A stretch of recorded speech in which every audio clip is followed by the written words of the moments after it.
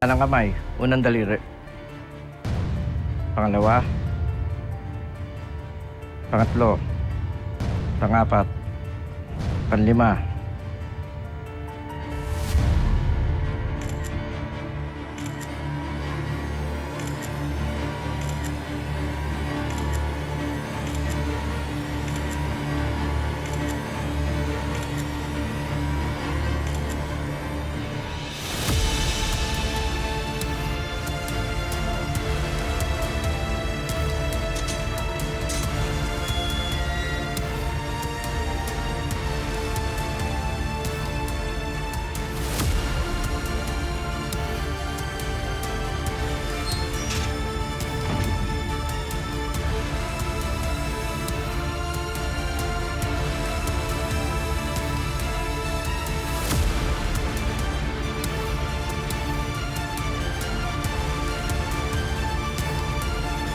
Nakakita ang judge ng probable cause, kaya kayo inaresto.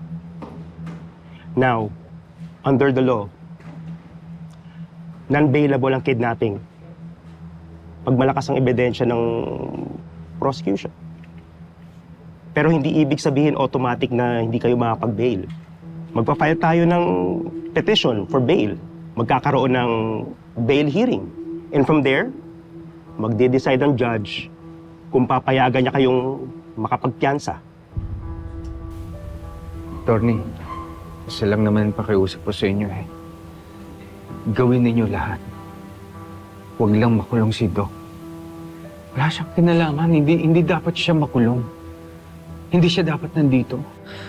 Okay lang ako, pare. Huwag mo ko intindihin. Pati lisensya mo sa pagiging doktor na damay. Nag-file si Rosel ng administrative complaint sa PRC. Kaya gagawan ko ng paraan. Ilalaban natin to. Tama ka, attorney. Gawin mo ang lahat ng magagawa mo. Dahil mahihirapan kang gibain ang kaso namin. Rosel, please, nakikiusap ako sa'yo. Please. Huwag mong idamay si Doc Salvio.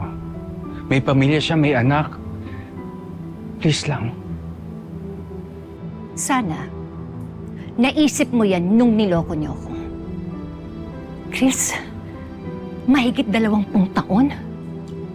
Tapos nung nalaman ko yung katotohanan na buhay pala yung anak ko, tinago niyo pa rin sa akin.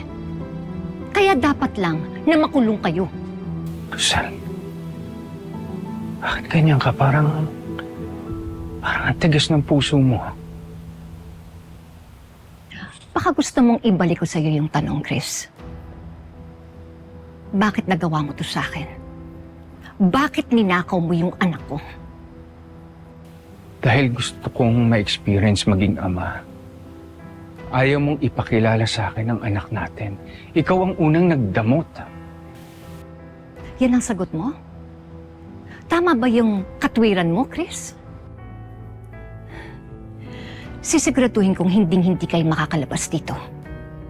Gagawin ko ang lahat para mapurusahan kayo. Magdusa kayo sa impyerno.